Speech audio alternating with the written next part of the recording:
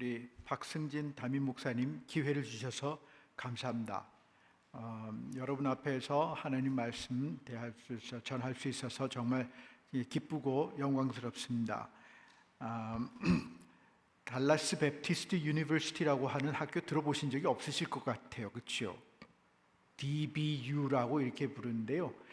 남침례교단에는 6개의 신학교가 있고 남침례교단 내에 이런 DBU 같은 대학교가 50개 정도 있습니다. 제일 잘 알려진 남침례교 대학교는 베일러라고 하는 학교가 있고요. 텍사스에 있고요.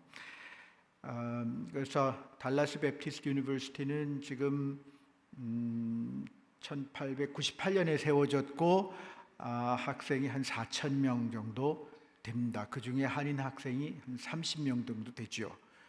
그래서 학부의 전공이 85개, 석사과정이 30개, 그 박사과정이 2개 있는 그런 종합대학교입니다. 그 안에 그 신학대학이 있고 신학대학에서 제가 사역을 하고 있습니다. 저는 DBU에서 94년부터 99년까지 사역을 했고요.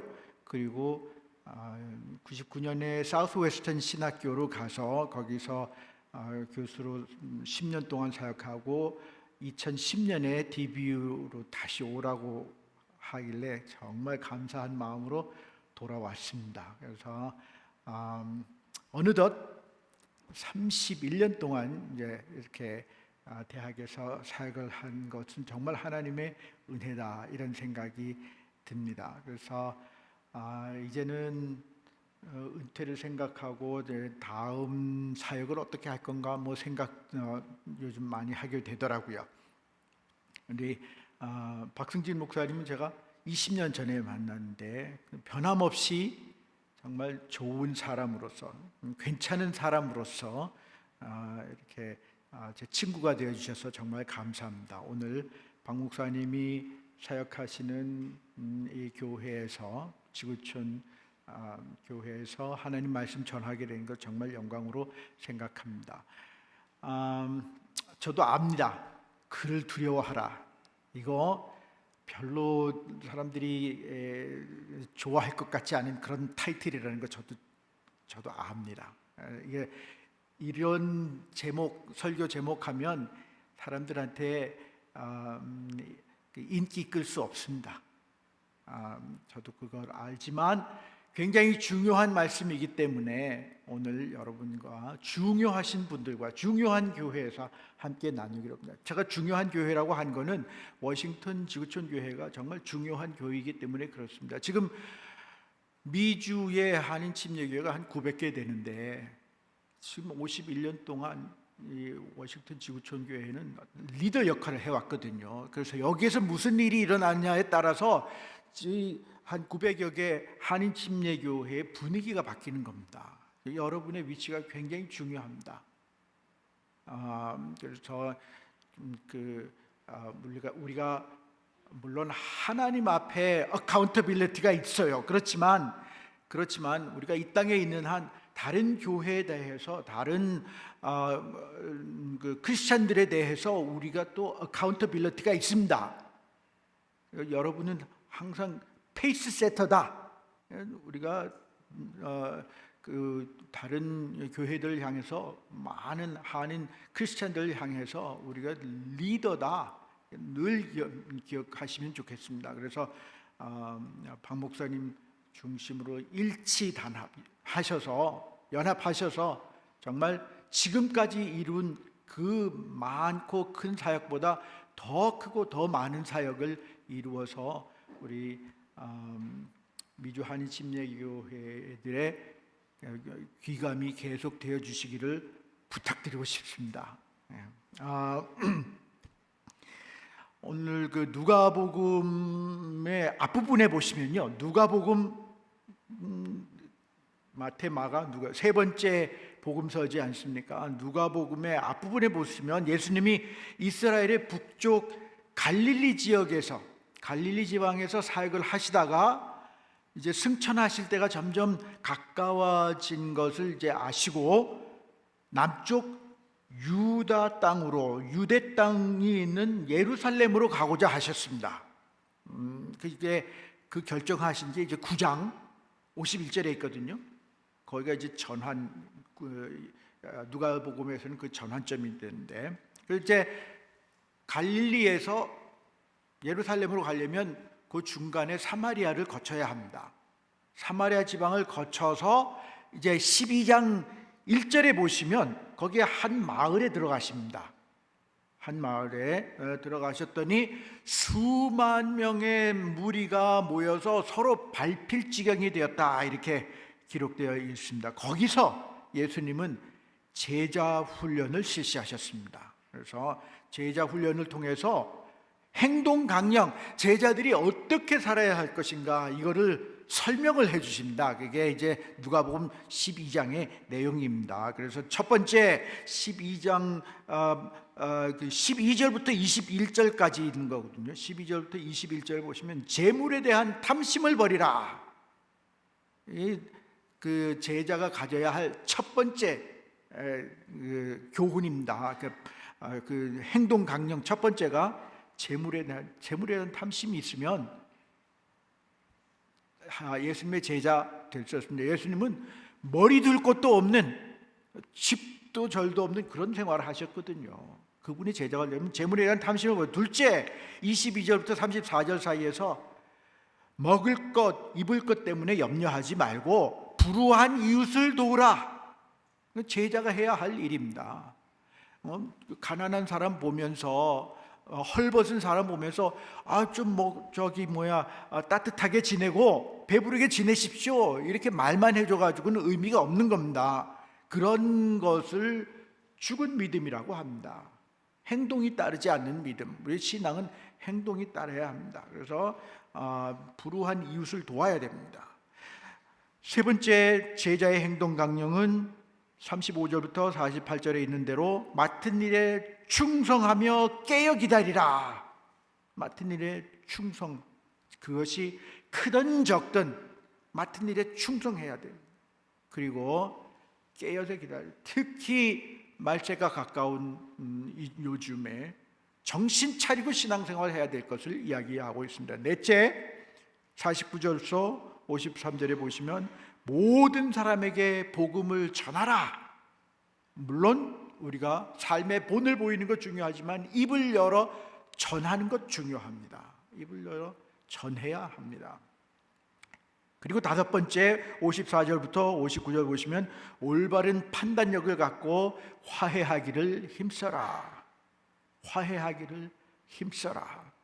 이것이 예수님의 제자된 사람들이 해야 할 일이다, 이렇게 제자 훈련 하셨습니다. 근데 이 제자 훈련에 들어가기 전에 이제 1절부터 12절까지는 도입 부분이거든요.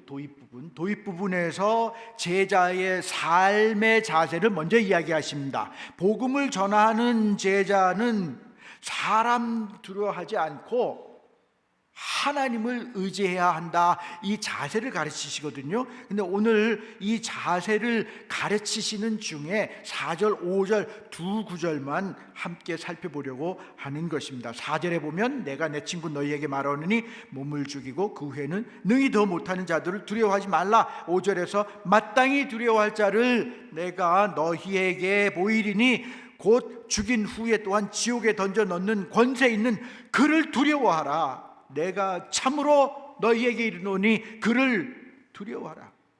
먼저 보세요. 내가 내 친구 너희에게 말하는, 여기서 친구는 헬라어로는 필로이스라고 하는데 사랑하는 자들, 이런 얘기입니다. 사랑하는 자들. 여기에 보면 사랑하는 자들이라는 뜻이고, 세 번역 보면 내 친구인 너희에게 말한다, 이렇게 써 있습니다. 개역 개정판에는, 개역 개정판이나 개역 한글판이나 보면 내가 내 친구 너희에게 말하는 이렇게 되어 있고, 세 번역에는 내 친구인 너희에게 말한다 되어 있고, 내 친구와 너희를 그냥 동격으로 해가지고 여기 번역을 해 놓은 거죠. 그런데 현대인의 성경 보면 내 친구를 호격으로 표현하는 것을 봅니다. 내 친구들아, 내가 너희에게 말한다. 조금 다르죠. 내 친구인 너희에게 말한다. 내 친구들아, 내가 너희에게 말한다. 조금 다릅니다. 근데 제가 사용하는 영어 성경이 NASB라고 New American Standard Bible인데 거기도 보면 혹격으로 되어 있습니다. 내 친구들아, 이렇게 되는 거죠. 그래서 예수님은 제자들을 다 친구로 여겼습니다. 사랑하는 사람을 여겼고 친구로 여기셨는데 예수님은 여기에서만큼은 예수님을 친구라고, 내 친구들아 하고 직접 부르신 것입니다. 늘 사랑하셨고 늘 친구로 여기시지만 예수님이 제자들을 내 친구들아 하고 직접 부르신 것은 여기밖에 없습니다. 복음서에 여기밖에 없습니다. 유일합니다. 여기서 이 대목에서 유독 제자들을 내 친구들아 하고 직접 부르신 거는요, 제가 생각할 때 꼭 하고 싶은 말씀이 있었기 때문이라고 생각합니다. 여러분 그렇지 않아요? 애들한테 막 이야기하다가 중요한 대목에서는 야, 듣고 있냐? 이렇게 하지 않습니까? 그렇죠? 친구들한테 이야기할 때 막 한참 이야기하다 친구 정신 차리고 들어라. 친구 듣고 있나? 예수님이 그렇게 하신 것 같아요. 그래서 중요한 대목에 도달을 했기 때문에 내 친구들아 하고 주의를 환기시킨 다음에 꼭 하고 싶은 말씀을 하셨는데 그 말씀이 뭡니까? 그를 두려워하라입니다. 그를 두려워하라. 여기 5절에 그렇게 이야기했지 않습니까? 두 번이나 반복해서 5절 끝에 가서도 그를 두려워하라 말씀하셨습니다. 먼저 4절에서 예수님은요, 두려워하지 않아도 될, 두려워하지 말 것들에 대해서 언급을 하셨습니다. 두려워하지 말 것은요, 몸을 죽이고 그 후에는 더 능히 못하는 그런 자들을 두려워하지 말라고 했습니다. 제자로 살다 보면, 복음을 전하다 보면 조롱하는 사람, 핍박하는 사람도 만날 거니까 그런 사람들 두려워하지 말라는 것이요. 우리를 조롱하고 핍박하는 그런 사람들은 우리의 몸은 죽일 수 있지만 더 이상 어쩔 수 없는 사람들입니다. 그들을 두려워하지 말라는 것이지요. 그런데 이건 조금 다른 문제지만요, 우리의 몸을 죽이고 더 이상 어떻게 할 수 없는 것들이 사람들뿐만이 아닙니다.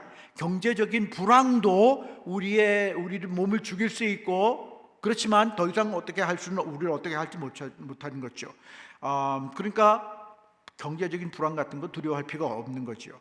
암도 우리를 죽일 수 있지만 두려워할 필요가 없습니다. 더 이상 어떻게 하겠습니까? 암이 교통사고, 자연재해, 늙음 다 우리를 죽일 수 있지만 우리가 죽은 후에는 어떻게 할 수 없는 것들입니다. 그렇기 때문에 그런 것들을 두려워하지 말라 예수님 말씀하시고, 왜냐하면 그것들은 몸은 죽일 수 있지만 그 후에는 더 이상 우리를 해칠 수 없기 때문입니다. 두려워할 필요 없습니다.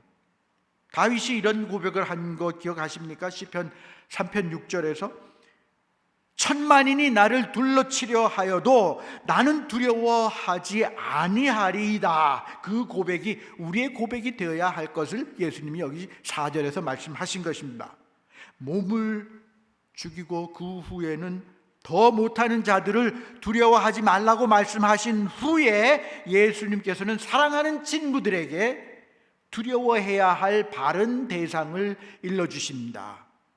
5절 말씀이 그거죠. 마땅히 두려워할 자를 내가 너희에게 보이리니 곧 죽인 후에 또한 지옥에 던져넣는 권세 있는 그를 두려워하라. 내가 참으로 너희에게 이르노니 그를 두려워하라. 두 번이나 그를 두려워하라. 그래서 제가 제목을 그를 두려워하라로 한 것입니다. 죽인 후에, 우리를 죽인 후에, 그 후에 우리 영혼을 지옥에 던져 넣는 권세 있는 그가 누구입니까? 물론 하나님이지 않습니까? 그렇죠? 하나님을 두려워하라고 하셨습니다. 그것도 두 번씩이나 하나님을 두려워하라, 하나님을 두려워하라 말씀하셨습니다. 하나님은 언제라도 우리 죄인들을 지옥에 던져 넣으실 수 있는 분이십니다. 누가 우리를 하나님의 손에서 건져낼 수 있겠습니까? 아무도 없습니다. 아무도 없습니다. 죄인된 우리는요, 하나님의 선하신 뜻 가운데 보호받으며 살고 있다는 것을 잊지 말아야 합니다. 지금 당장이라도 지옥에 떨어져야 할 우리는 하나님 손에 붙들려 있기 때문에 하루하루 살아갈 수 있는 것입니다. 그분을 우리는 두려워해야 합니다. 근데 오늘날 너무도 많은 사람들이, 특히 교회 다니는 사람들이 하나님을 두려워하지 않습니다. 오늘 하나님을 두려워하지 않는 사람들이 교회 안팎에 가득합니다. 그거 어떻게 하냐고요? 그 증거가 교회 안팎에 너무너무 많습니다. 열거하자면 아마 오늘 한 시간으로는 부족할 겁니다. 오히려 하나님을 가볍게 여기라는 그런 메시지가 사방에 난무합니다. 하나님은 사랑이시고 하나님은 용서하시고 하나님은 우리 친구이심으로 가볍게 여겨도 된다. 목사들도 하나님을 너무 가볍게 여기는 이런 세대에 우리가 살아가고 있습니다. 마치 이사야 때와 같습니다. 이사야 50장 10절에서 이사야는 하나님을 두려워하는 자가 없는 것을 통탄한 것을 봅니다. 너희 중에 여호와를 경외하는 자가 누구냐? 여기서 경외한다 하는 것은 히브리어로는 야레라고 하고 헬라어로는 포베아라고 하거든요.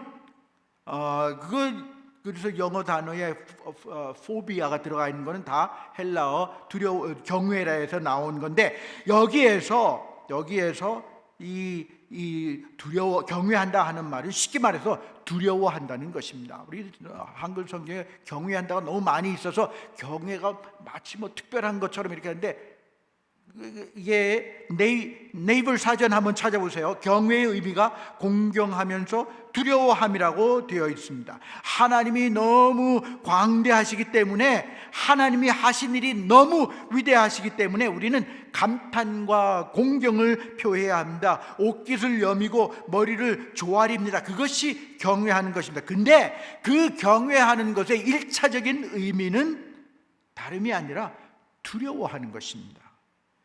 경외를 영어 성경책에는 뭐라고 번역했습니까? 다 fear라고 되어 있어요. fear him. 그를 두려워하라. fear the Lord. 주를 두려워하라. 영어 성경이 그렇게 되어 있어요. 아주 쉽게 경외, 뭔가 특별한 것처럼 두려워하는 것입니다. 그러니까 하나님을 두려워하는 건요, 불안함이 아닙니다. 이게 운전하다가 가끔 뒤에 경찰차가 오는 경우가 있어요. 막 뒤에서 번쩍번쩍하면서 쫓아오면 갑자기 내가 몇 마일로 가고 있었지? 벨트는 했나? 가슴이 두근두근 이런 경우, 이게 두려움. 이거가 하나님을 두려워할 때 그 두려움이 아닙니다. 하나님에 대한 두려움은 그게 아닙니다. 또 하나님을 두려워하는 것은 하나님이 무서워서 벌벌 떠는 그것도 아닙니다. 하나님이 번제를 손에 잡고 계시다가 내가 조금 실족하면 그냥 벌 주실까? 그거 겁나서 벌벌 떤 그거 공포에 질려서 하는 거, 그게 두려움이 아닙니다. 저는 저희 아버지를 두려워합니다. 잘못하면 때리실까 봐 두려워한 게 아닙니다. 그분 지금 연세가 89이시거든요. 이제 제가 맡고 있겠습니까? 그런 두려움이 아닙니다. 유산 못 받을까봐 그런 두려움이 아닙니다. 그분은 남겨주실 게 하나도 없습니다. 크레딧 카드 안 남겨주시는 것만으로 그걸로도 제가 감사합니다. 그렇지만 저희 아버지는 저를 낳아주셨고, 가난한 가장으로서 어렵고 힘들게 저를 키워주셨습니다. 그래서 그 아버지를 실망시켜 드릴까봐, 노엽게 할까봐 그게 두렵습니다. 그게 두렵습니다. 그래서 일주일에 한 번씩 전화드리고, 이런 일 저런 일 있다고 알려드리고, 또 중요한 일 있으면 기도도 부탁하고, 이렇게 하는 그것이 하나님을 두려워하는 것하고 비슷합니다. 그것이 하나님을 두려워하는 것은요, 그 진노와 징계의 손이 우리를 치실까봐 떠는 것이 아니라 하나님께서 은혜와 자비의 손을 거두실까봐 염려하는 것입니다. 그것이 곧 바울의 두려움이었습니다. 고린도전서 9장 27절에 이런 말씀이 있습니다. 내가 내 몸을 쳐 복종하게 함은 내가 남에게 전파한 후에 자기가 도리어 버림이 될까 두려워함이로다. 이거는 실제로 하나님이 우리를 버리시기 때문이 아닙니다. 오히려 하나님께서는요, 내가 과연 너희를 버리지 아니하고 과연 너희를 떠나지 아니라 하리라. 히브리서 13장 5절에서 그렇게 말씀하셨고, 또 다른 곳에서도 누누이 약속하셨습니다. 그렇지만 우리는 하나님의 은혜를 당연한 것으로 여기지 않아야 합니다. 하나님의 자비를 당연한 것으로 받아들이지 않아야 합니다. 우리가 자격이 없고 공로가 없음에도 불구하고 하나님께서는 우리를 무한한 은혜와 자비로 대해 주셨습니다. 우리가 그것을 기억하고 송구하고 감사한 마음을 잊지 않아야 합니다. 그 마음에서 감탄과 공경이 나오고 그것이 경외이며 그것이 곧 하나님을 두려워하는 것입니다. 출애굽기 3장 6절에 보니까 모세가 하나님 뵙기를 두려워했다 이렇게 이야기하고 있습니다. 여호수아 24장 14절에서 여호와를 경외하며 즉 두려워하며 성실과 진정으로 그를 섬기라고 이스라엘 백성들에게 명령했습니다. 다윗 왕도 하나님을 두려워했고 시편 34편 9절에서 너희 성도들아 여호와를 경외하라 즉 두려워하라. 저를 경외하는 자에게는 즉 저를 두려워하는 자에게는 부족함이 없느니라 이렇게 이야기했고요. 유다 왕 여호사밧도 역대하 19장 7절에서 그런즉 너희는 여호와를 두려워하는 마음으로 삼가 행하라 백성들에게 명령했습니다. 시편 89편 7절에서 시편 기자도 하나님은 거룩한 자의 회중에서 엄위하시오며 둘러있는 모든 자 위에 더욱 두려워할 자이시니이다 고백했습니다. 이사야도 하나님을 두려워했다고 이사야 6장에 기록되어 있습니다. 심지어 이방나라 왕도 하나님을 두려워했습니다. 다니엘 6장 26절 27절에서 바벨론 왕 다리오가 자기 백성들에게 조서를 내렸는데 조서 가운데 이런 내용이 있습니다. 내 나라 관할 아래에 있는 사람들은 다 다니엘 하나님 앞에서 떨며 두려워할지니 그는 사시는 하나님이요 영원히 변치 않는 자시며 나라는 망하지 아니할 것이요 그에게는 그 권세는 무궁할 것이며 그는 구원도 하시며 건져내기도 하시며 하늘에서든지 땅에서든지 이적과 기적을 행하시는 자로서 다니엘을 구원하여 사자의 입에서 벗어나게 하셨음이니라. 다니엘도 하나님은 크시고 두려워할 하나님이라고 다니엘서 9장 4절의 기도 중에 고백합니다.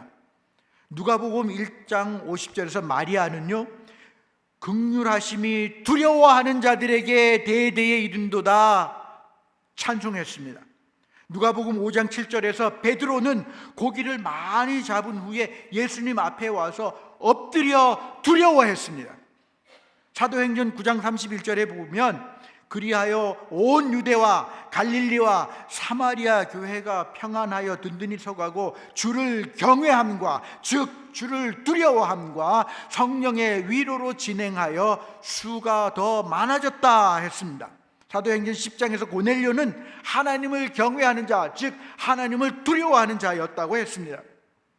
에베소서 5장 21절은 그리스도를 경외함으로 즉 그리스도를 두려워함으로 피차 복종하라 했습니다. 요한계시록 19장 5절에서 보시면요 보좌에서 음성이 나서 가로되 하나님의 종들 곧 그를 경외하며 즉 그를 두려워하는 너희들아 무릇 대소하고 다 우리 하나님께 찬송하라 하더라 기록되어 있습니다. 성경의 사람들은 하나님을 두려워했습니다. 성경의 사람들은 하나같이 하나님을 두려워했습니다. 지금까지 나열한 건요, 그냥 몇몇 예에 불과하지 않습니다. 창세기부터 요한계시록에 이르기까지 성경은 하나님을 두려워하는 사람들로 가득 차 있고 하나님을 두려워하라고 하는 그런 메시지로 가득 차 있습니다. 그런데 오늘날 왜 그러면 사람들은 하나님을 두려워하지 않는 겁니까? 첫째, 오늘날 사람들이 죄를 많이 짓기 때문에 그렇습니다. 죄인이기 때문에 그렇습니다. 로마서 3장 18절 보세요. 저희 눈앞에, 즉 죄인들의 눈앞에 하나님을 두려워함이 없느니라 했죠. 오늘날 죄인들이 깨닫지도 못하고 하나님을 찾지도 않고 무익하고 선을 행하지 않는데 어떻게 하나님을 두려워하겠습니까? 오늘날 사람들이 하나님을 두려워하지 않는 것은 사람들이 죄인이기 때문입니다. 두 번째, 오늘날 사람들이 하나님을 두려워하지 않는 것은 두려워하라는 그런 가르침이 없기 때문에 그렇습니다. 누구도 두려워하라고 가르치지 않습니다. 하나님 두려워하라고 하면 사람들이 부담스러워해요. 그래서 제가 아는 어떤 담임 목사님들은 이런 설교 안 한다. 두려워하라. 왜냐하면 교인들 두려워하라 하면 이게 내가 잘못 찾아왔나? 왜냐하면 요즘은 다 격려의 말씀을 해야 되는. 근데 저는 여기 담임 목사님이 아니니까.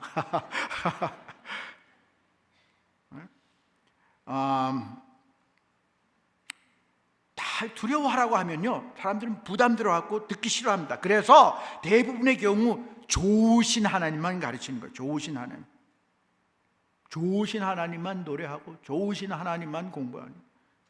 물론 사랑의 하나님은 좋으신 하나님입니다. 그러나 공의의 하나님은 심히 준엄하신 하나님이십니다. 죄를 심판하고 제거하셔야만 하는 그 하나님을 두려워하라고 우리는 가르쳐야 합니다. 어떤 상담소에 한 청년이 찾아갔습니다. 왜냐하면 이 청년은 문제가 있는 거예요. 이 청년은 버릇이 뭐냐면 보이는 종이마다 찢는 겁니다. 신문도 찢고 책도 찢고 잡지도 찢고 자기도 알아요. 문제가 있다. 그래서 상담소에 찾아갔더니 또 상담소에 정신과 의사, 심리학자, 심리 상담가 다 찾아다녀 봤습니다. 그러니까 만나는 전문가들마다 정신 분석을 합니다. 왜 이런 문제가 생겼을까? 분석을 이렇게 저렇게 다 분석을 합니다. 근데 아무도 문제를 해결하지 못했습니다. 드디어 어떤 목사님을 찾아갔습니다. 자기 목사님을 찾아갔습니다. 목사님 찾아가서 목사님 그 목양실에 앉아가지고 보니까 그 탁자 위에 종이가 있거든요. 그걸 쭉쭉 찢기 시작합니다. 목사님이 들어오면서 그걸 봤어요. 젊은이, 종이 찢지 말게. 딱 한마디 하니까 이 사람 더 이상 종이를 안 찢었다, 이런 이야기가 있습니다. 두려워하라고 가르치지 않으니까 두려워하지 않는 것. 하나님을 두려워하라고 가르쳐야 합니다. 그렇지 않으면 우리는 우리 자신의 위치를 망각합니다. 자신의 위치를 알았던 욥은요, 자신을 미천한 자라고 불렀습니다. 욥기 40장 4절. 예레미야는 자신의 위치를 깨닫고 자기를 아이라고 불렀습니다. 예레미야 1장 6절. 바울은 자신을 가리켜서 만삭되지 못하여 난 자 같은 그런 자다라고 했습니다. 고린도전서 15장 8절. 또 D.W. 위틀이라고 하는 사람은 새 찬송가 310장에서 자기를 쓸데없는 자라고 고백했습니다. 하나님의 은혜로 이 쓸데없는 자 왜 구속하여 주는지 난 알 수 없더라. 아이잭 왓츠라고 하는 사람은 새 찬송가 143장에서 자기를 벌레 같은 자라고 고백했습니다. 웬 말인가 날 위하여 주 돌아가셨나, 이 벌레 같은 날 위해. 자신들의 위치를 알았습니다. 우리도 자신의 위치를 기억하고 하나님을 두려워해야 합니다. 우리가 스스로 높이는 것을 우리 시편 38편 6절에서는 망자존대라고 이렇게 했던데, 망자, 자기의 위치를, 자기를 잊어버리고 스스로를 높이는. 그래서 우리는 우리의 위치를 기억하고 하나님을 두려워하는 삶을 살아야 합니다. 어떻게 하면 하나님을 두려워하는 삶을 살 수 있습니까? 첫 번째, 하나님이 어떤 분이신지 공부해야 합니다. 하나님을 공부해야, 하나님이 어떤 분이신지 그분을 인격적으로 만나야 합니다. 그리고 우리가 누구인지, 인간이 무엇인지 공부해야 합니다. 그래서 주일학교, 교회학교, 성경학교가 필요한 것입니다. 하나님이 어떤 분이신지 알고 우리가 어떤 존재인지 안다면 하나님을 두려워하지 않을 수 없습니다. 성경을 공부하면 우리는 하나님을 두려워해야 할 것을 자주 배우게 됩니다. 하나님이 이스라엘 백성에게 율법을 주신 이유가 무엇입니까? 하나님을 두려워하는 삶을 살도록 하기 위해서였습니다.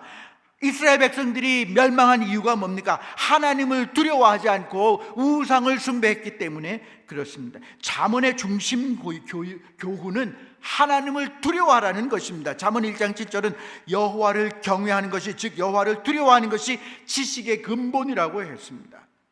잠언 9장 10절은 여호와를 경외하는 것이, 즉 여호와를 두려워하는 것이 지혜의 근본이라고 했습니다. 전도서 역시 하나님을 두려워하라는 그런 메시지로 가득합니다. 전도서 결론이 이제 12장 13절에 있는데, 그건 뭐라고 했습니까?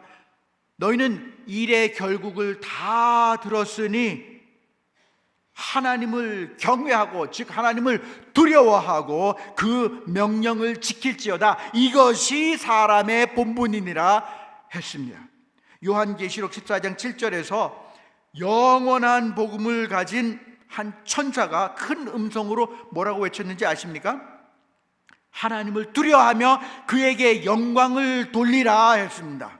성경은 처음부터 끝까지 하나님을 두려워할 것을 우리에게 가르치고 있다는 것을 잊지 말아야 합니다. 성도 여러분, 예수님께서 여러분과 저에게 거듭 말씀하십니다. 하나님을 두려워하라. 내가 참으로 너희에게 이르노니 하나님을 두려워하라. 우리가 하나님을 두려워하면 다른 아무것도 두려워할 것이 없습니다.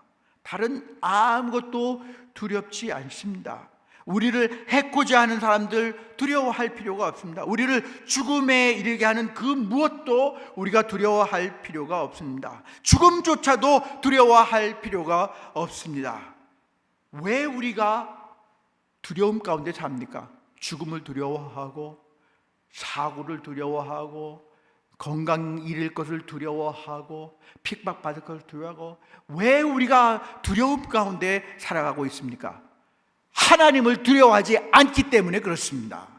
하나님을 두려워하지 않으면 세상의 모든 것이 두렵습니다. 하나님을 두려워하십시오. 하나님을 두려워하면 세상에 아무것도 두렵지 않습니다. 하나님을 두려워하십시오.